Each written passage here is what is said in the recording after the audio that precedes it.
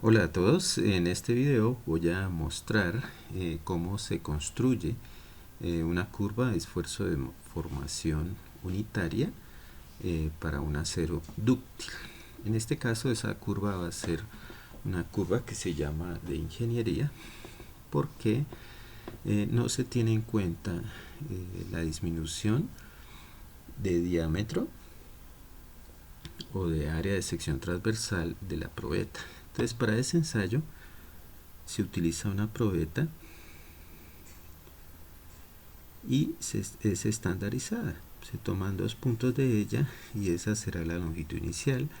Recordemos, esto tiene un área de sección transversal inicial también.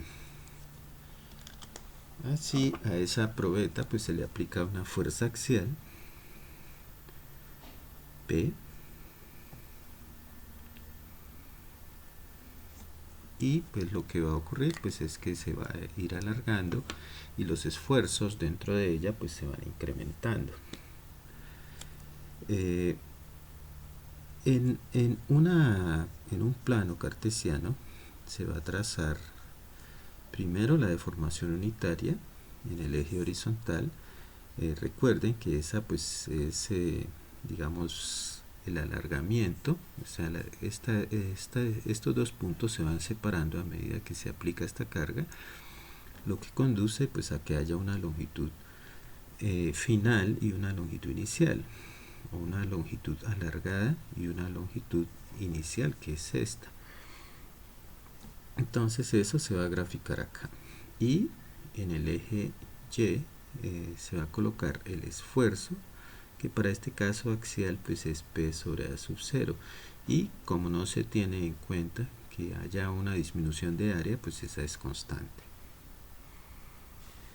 Ahora bien, las unidades de esta deformación unitaria, si es sistema inglés pues serían pulgadas sobre pulgadas, y si es sistema internacional pues milímetros sobre milímetros, por ejemplo.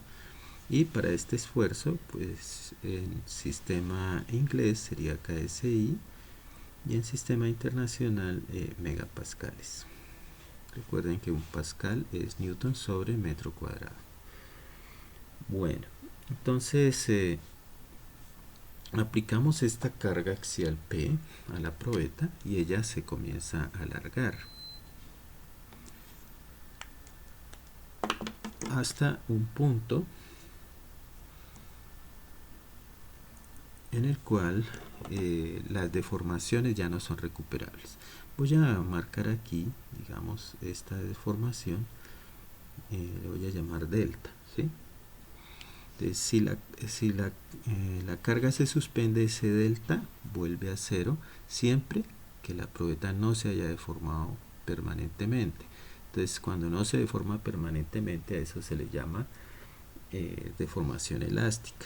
Y al ir trazando ese esfuerzo y deformación, porque esta carga se va aumentando gradualmente, al ir trazando eso en este plano cartesiano, pues se obtiene una línea.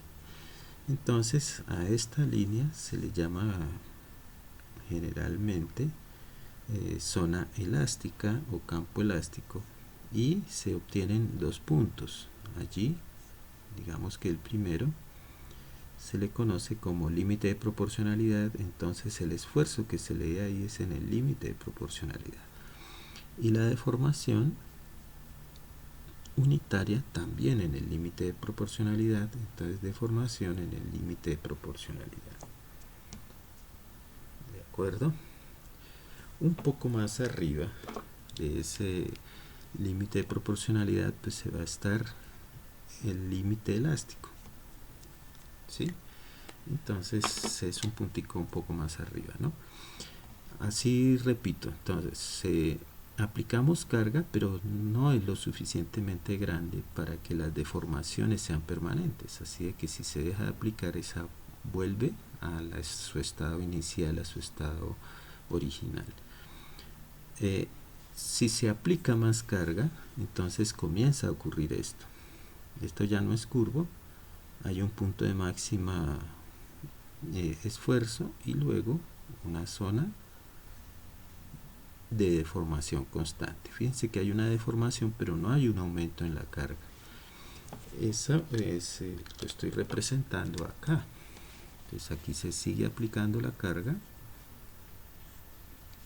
Como pueden ver, pues esta parte se ha alargado bastante y se empieza a ver una deformación o una disminución del diámetro más bien. Eso se puede mostrar así, hasta un punto en el que ya deja de deformarse sin carga y hay que aplicarle más carga. Entonces, al aplicarle más carga y llevarlo a la rotura, que sería esto, entonces aquí le aplicamos más carga y acá lo llevamos a la rotura, entonces sería esto de forma aproximada, una especie de curva, y llega a la rotura, ahí ya se rompe el material. En ese camino pues hay este valor máximo que se conoce como esfuerzo último. Entonces aquí le coloco esfuerzo último. En ese esfuerzo último pues divido ese diagrama en otra zona. Y eso sería. Entonces resumamos, miren, esta parte, el comportamiento lineal y elástico se le llama. Luego sigue una zona en la que se alarga la probeta, que muestro aquí. ¿Sí? Se va alargando, se le aplica más carga y se alarga hasta este punto. Pero se le sigue aplicando más carga después porque deja de deformarse sin carga. Hay que aplicarle más carga para que llegue a ese esfuerzo último. Y finalmente pues la probeta se rompe o falla. Y esta pues es una falla típica de un material dúctil, que se forma esa pequeña garganta ahí, ¿de acuerdo? Bueno, una vez hecho eso, se puede identificar ya en este diagrama algunas zonas. Entonces para eso voy a acotarlas aquí abajo. Esta primera zona, aquí hasta el límite de proporcionalidad, se conoce como zona elástica.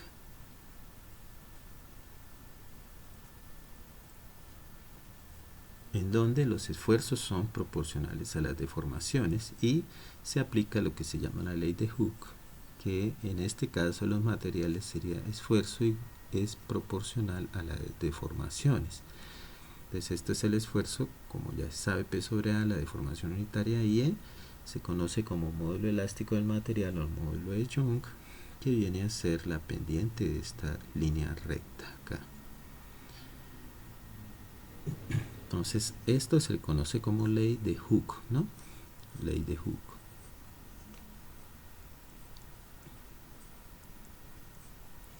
Las unidades de este módulo elástico, si es sistema inglés, pues son KSI, y si es sistema internacional, generalmente gigapascales, porque es un valor bastante grande, entonces se utilizan los gigapascales. Eso serían las unidades para esa E. Ahorita muestro cómo se calcula a partir de la gráfica. Luego seguiría esta zona en la que hay esto que se llama meseta de fluencia. Hay un valor máximo de fluencia que sería este punto aquí, ¿sí? Y esta meseta de fluencia pues es en donde aparece el conocido sigma y o esfuerzo Fy. Ese Fy es el esfuerzo que me permite comprar los materiales.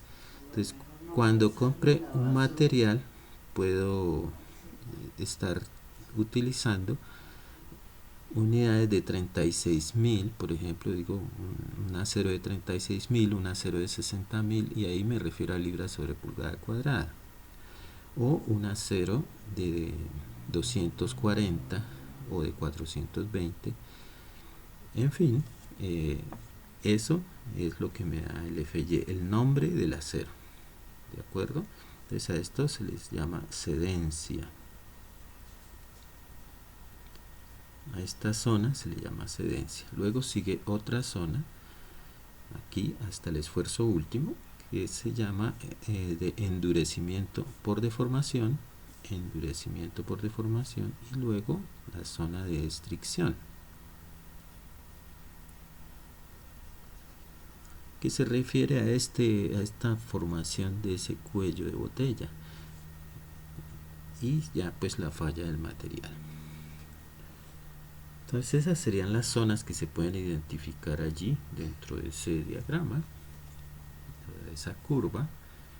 Y entonces miremos cómo se calcularía utilizando la gráfica del módulo elástico. Pues sencillamente tomamos el esfuerzo en el límite de proporcionalidad sobre la deformación unitaria en el límite de proporcionalidad. Esa sería la manera de calcular el módulo elástico o módulo de Young. En esta curva también hay otras propiedades que se pueden sacar del acero, propiedades mecánicas, y es una que se debe a esta área bajo esta curva de este triángulo que se ve allí, y a esa área se le llama módulo de resiliencia, o sea, se utiliza usuario. ¿De acuerdo? Ese usuario o módulo de resiliencia me da la capacidad que tiene el material de absorber energía sin daño. Y como pueden ver, es un triángulo, entonces aquí sería un medio de la base, que es la deformación unitaria en el límite de proporcionalidad, por el esfuerzo, que es la altura, en el límite de proporcionalidad. Entonces esa sería la forma de calcular ese módulo de resiliencia. También se puede utilizar en términos del límite elástico, reemplazando este sigma aquí, ¿no? Con esto. Bueno, entonces sigamos.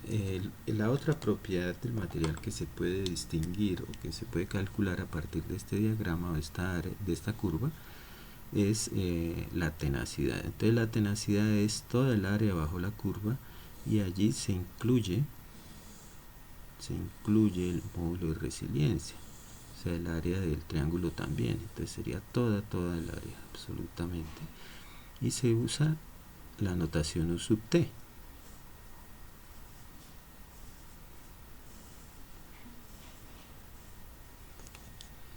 Ese módulo de resiliencia, pues para calcularlo hay que ser pues un poco más creativo. En este caso, digamos, podría dividir esto en un trapecio y acá en un área semiparabólica. Entonces ese módulo de tenacidad, que es el área bajo la curva, recuerden, el área total. ¿Sí? Y lo que me dice, pues lo que me da es la capacidad de absorber energía hasta el momento en que falle, que tiene el material. Así las cosas, pues esto sería en términos generales lo más destacado, lo que uno puede mirar así de este diagrama. Tal vez falte decir que desde la zona elástica hasta la zona de estricción, todo eso se le llama comportamiento plástico. Entonces, si lo acotara aquí, esa parte de la curva, ¿sí?, es la zona plástica.